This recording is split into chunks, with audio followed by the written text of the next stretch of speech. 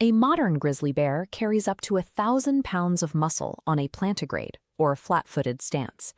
Their wide skeletal frames are built to maximize brute crushing strength rather than agility. Despite this hulking frame, the grizzly shares a deeply rooted evolutionary bloodline with agile domestic cats. Tracing their lineage back 55 million years reveals a shared common ancestor, the Miacids. These were small, tree-dwelling mammals that looked more like long-tailed civets than apex predators. Approximately 45 million years ago, the carnivore family tree split into two main branches, the Feliformia, which led to modern cats and hyenas, and the Caniformia, which produced dogs, seals, and bears. The 32-million-year-old bear ancestor, Eoarctos vorax, illustrates this connection. Unlike any bear living today, this species still possessed retractable claws. Over millions of years, the two lineages adopted contrasting survival strategies. Cats maintained a high metabolic rate to support explosive speed as obligate carnivores, while bears evolved a slower metabolism and an omnivorous diet to sustain massive bodies. Curious, this raises an important question. How did a tiny, tree-climbing mammal evolve into a half-ton terrestrial predator, and why did it outlive cousin species that grew to 3 times its size? During the Miocene epoch, a shifting global climate dried out the planet's dense jungles, replacing them with vast open grasslands. This loss of the canopy forced ancestral bears to the ground. Without branches to navigate, climbing agility was replaced by an evolutionary focus on bone-crushing strength and endurance. This environment triggered an era of megabears. The European cave bear developed a domed skull and specialized teeth for extreme herbivory, allowing it to survive long hibernations in the caves of Eurasia. In North America, the giant shore-faced bear stood 12 feet tall on its hind legs.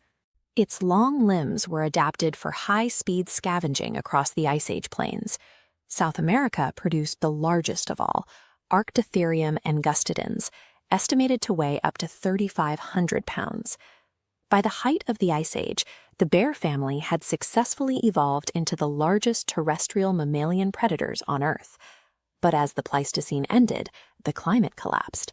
Rapid warming led to the mass extinction of the megafauna prey that these giants relied on. The very traits that made these bears successful became their downfall. In biology, extreme specialization is often a dead end when the environment changes.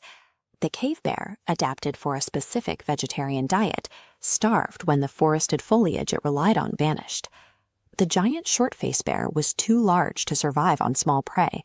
As the massive carcasses of the Ice Age disappeared, so did the bear. During periods of rapid transition, extreme size is an evolutionary trap. The most specialized predators were the first to disappear. A moment of wonder. This is the modern brown bear, or Ursus arctos.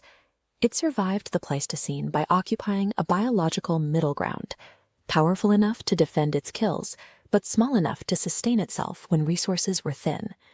Its survival is rooted in ecological plasticity, the ability to adapt its diet and behavior to almost any environment on the planet. Grizzlies are the ultimate generalists, capable of switching from eating berries and roots to hunting large prey, or foraging for insects, depending on what the season provides. This flexibility allowed the brown bear to radiate into 15 different subspecies, successfully colonizing ecosystems across North America, Europe, and Asia. While natural shifts haven't stopped them, human activity has. In just the last century, we lost the California and Mexican grizzlies to habitat fragmentation. Despite these losses, surviving populations continue to showcase their adaptability, with coastal bears learning to harvest entire rivers of salmon to maximize their calorie intake. The grizzly outlived both the agile climbers of the ancient jungle and the titanic monsters of the Ice Age.